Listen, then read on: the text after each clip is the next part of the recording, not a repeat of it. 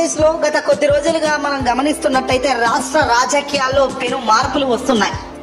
ముఖ్యంగా అధికారం కోల్పోయిన వైఎస్ఆర్సీపీ పార్టీ, జగన్మోహన్ రెడ్డి గారికి సంబంధించిన పార్టీలో ఒక క్రియాశీలకమైన అడుగులు పడుతున్నాయి. ఇవి మొదట కాస్త ఇబ్బందికరంగా ఉండొచ్చేమో గాని రాబోయే కాలంలో మాత్రం జగన్ మారుమోగు ఇస్తారు ఏపీ వ్యాప్తంగా అనేది మాత్రం సత్యంగా ఇప్పుడు తెలుస్తుంది.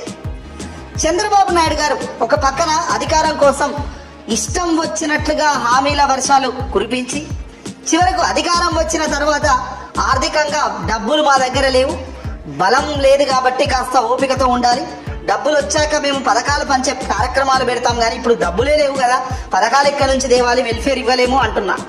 ఇక జగన్మోహన్ రెడ్డి గారికి అత్యంత సన్నిహితుడైన ఎంపీ విజయసాయి రెడ్డి గారు ఇటీవల తాను రాజకీయాల నుంచి వెనకడుగు వేస్తున్నాను, కేవలం వ్యవసాయం చేసుకోవాలన్న ఆలోచనతో ఇక రాజకీయాలకు స్వస్తి చెప్తున్నాను అంటూ తాను ఓ రాజకీయ వ్యూహంలో భాగంగానే తన పక్కకు తప్పుకున్నాడు. కానీ ఇక్కడ ఆశ్చర్యకరమైన విషయం ఏంటంటే జగన్ కు కేంద్రం గ్రీన్ సిగ్నల్ ఇచ్చేసిందా? వైఎస్ జగన్మోహన్ రెడ్డి గారికి వైఎస్ఆర్సీపీ పార్టీ వెనకాల కేంద్ర పెద్దలు పెద్ద ఎత్తున వ్యూహాలు రచిస్తున్నారా అంటే ఖచ్చితంగా అవును అనే సమాధానం వస్తుంది. ఎందుకంటే దేశవ్యాప్తంగా కూడా బీజేపీ చాలా వ్యూహాత్మకంగా అడుగులు వేస్తుంది. గెలిచిన చోట కాదు, రాబోయే గెలుపు గురించి ఎప్పుడు కూడా ఎన్డీఏ ఆలోచిస్తుంది. ఇది మొదటి నుంచి కూడా మనం గమనించాల్సిన విషయం. 2019లో వైఎస్ఆర్సీపీ పార్టీ అధికారంలోకి వచ్చినప్పుడు జగన్మోహన్ రెడ్డి గారు ముఖ్యమంత్రిగా ప్రమాణ స్వీకారం చేసినప్పుడు బీజేపీ ఎన్డీఏ సర్కార్ ఆంధ్రప్రదేశ్ లో గానీ తెలంగాణలో గానీ ఎలా అధికారంలోకి రాగలగాలి, ఎలా అధికారంలో ఈ రాష్ట్రంలో పొందగలగాలి అనే ఆలోచనలకు రావడంతోనే దాని తగ్గట్టుగా ఓడిపోయిన బ్యాచ్ తోని జత కట్టడం జరిగింది బీజేపీ పెద్దలు. అంటే చంద్రబాబు, పవన్ కళ్యాణ్ వీళ్ళతో జతగట్టి అధికారంలోకి రాగలిగారు. ఇప్పుడు ఆ అధికారాన్ని కొనసాగించేలా రేపొద్దున కూటమి ఉంటుందో ఉండదో అన్న నైతిక వాల్యూస్ ఎక్కడా కూడా లేవు కాబట్టి ఖచ్చితంగా వాళ్ళతో ముందుకు ట్రావెల్ కాలేని పరిస్థితుల్లో ముందస్తుగా ఎవరికి వాళ్ళే చక్కదిద్దుకుంటున్నారు వాళ్ళ యొక్క వ్యవస్థలను. అందులో భాగంగానే కేంద్రంలో కూడా ఆంధ్రప్రదేశ్ కు సంబంధించి రాష్ట్ర వ్యాప్తంగా ఆంధ్రప్రదేశ్ ను సైతం వ్యూహాత్మక ఎత్తుగడ్డలు వేస్తున్నారు. ఈ ఎత్తుగడ్డల్లో భాగంగా జగన్మోహన్ రెడ్డి గారి వైపు బీజేపీ నిలబడబోతుంది. కీలక అమిత్ షా గారి ఆదేశాలతోనే జగన్మోహన్ రెడ్డి గారు విజయసాయి రెడ్డి గారిని డౌన్ చేశారు, రాజీనామా చేసేలా చేశారు. దీని వెనకాల రాబోయే రోజుల్లో పెద్ద వ్యూహమే ఉంది. విజయసాయి రెడ్డి గారు ఆ సీటును ఖాళీ చేయించగలిగారు కానీ ఇప్పుడు ఆ సీట్లోకి మెగాస్టార్ చిరంజీవి గారిని దింపబోతున్నట్టుగా తెలుస్తుంది. దింపేం చేయబోతున్నారు, నెక్స్ట్ ఆంధ్రప్రదేశ్ లో ఎలాంటి చర్యలకు ఇదంతా కూడా పోతుంది అనేది కూడా ఒక సంచలనమైన ఎపిసోడ్ గా మారుతుంది. సూపర్ 6 హామీలు చంద్రబాబు అమలు చేస్తారని అందరూ అనుకునే ఓట్లు వేసి గెలిపిస్తే సూపర్ 6 హామీలు అమలు చేయలేని పరిస్థితుల్లో కూటమి ప్రభుత్వం ఉన్న నేపథ్యంలో ఎన్డీఏ సర్కార్ అప్రమత్తంగా అడుగులు వేస్తూ తమ దారి తాము చూసుకుంటున్నారు.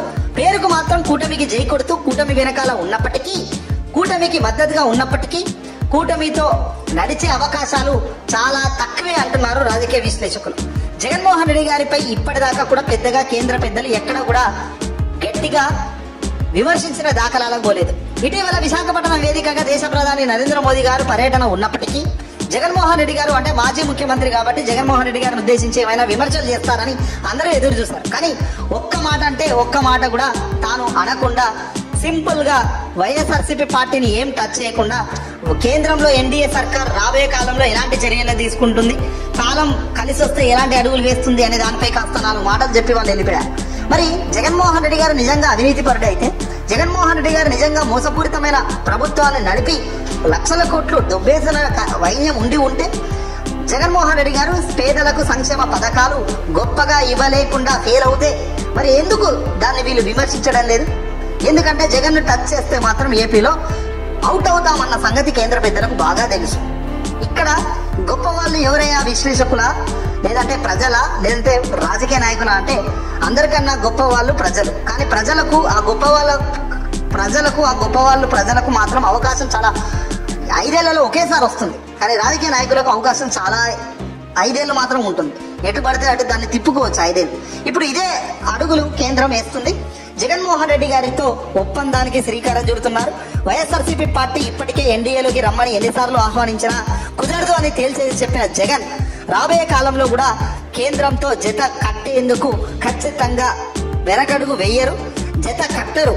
కానీ మోదీ గారి ఆదేశాల మేరకు దేశ ప్రధాని నరేంద్ర మోదీ గారు ప్రస్తుతం ప్రధాని హోదాలో ఉన్నందున ఖచ్చితంగా వాళ్ళు చెప్పింది మాత్రం తను తెర వెనకాల చేస్తారు.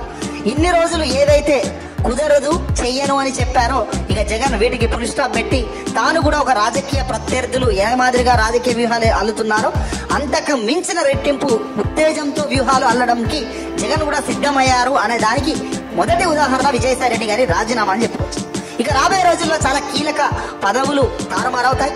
ఊహించని స్థాయిలో పొలిటికల్ డ్రామా తెరకు పైకి వస్తుంది. జనసేన పార్టీ అధినేత పవన్ కళ్యాణ్ సైతం ఊహించని టర్న్ పొలిటికల్ జర్నీ గురించి కూడా చాలా గొప్పగానే ఉంటుంది. రాబోయే కాలంలో ఎటువైపు ఎవరు మల్లుతారు, ఏం జరుగుతుంది అనేది కనుక ఊహించకండి. ఇవన్నీ కాదన్నట్టుగా ఈ రోజు ఏకంగా రఘురామకృష్ణంరాజు వేసిన సుప్రీంకోర్టులో పిటిషన్ డిస్మిస్ అయింది. రఘురామకృష్ణంరాజు జగన్ బెయిల్ రద్దు కావాలి అంటూ తాను సుప్రీంకోర్టు వేదికగా ముందు దాకా వెళ్ళాడు. ఈ రోజు సుప్రీంకోర్టు ధర్మాసనంలో ఏకంగా కొట్టిపారేశారు. ఏం మాట్లాడుతున్నావు, అది సాధ్యం కాదు అని వాళ్ళు వెనక్కు పంపించేశారు. దాన్ని డిస్మిస్ కూడా చేసేసారు. ఇక్కడ కూడా జగన్మోహన్ రెడ్డి గారికి క్లీన్ షీట్ లభించింది. సుప్రీంకోర్టు గ్రీన్ సిగ్నల్ లభించడం, కేంద్రం నుంచి ఒత్తిడి తగ్గడం, కేంద్ర పెద్దలు వైసీపీ వైపు చూడడం, రాబోయే కాలంలో కలిసి అడుగులు వేస్తారా లేదంటే ఏం జరుగుతుందనే దానిపై ఊహించని ఒక చిత్ర విచిత్రం జరుగుతుంది. ఇదంతా చూస్తుంటే కేంద్ర పెద్దలు జగన్ కు పెద్ద ఎత్తున లైన్ క్లియర్ చేశారు కాబట్టి జగన్ కూడా వేగవంతమైన అడుగులు రాబోయే రోజుల్లో ఏపీ వ్యాప్తంగా వేయబోతున్నారు అనేది మాత్రం సత్యంగా తెలుస్తుంది. మరి మీరేమంటారు?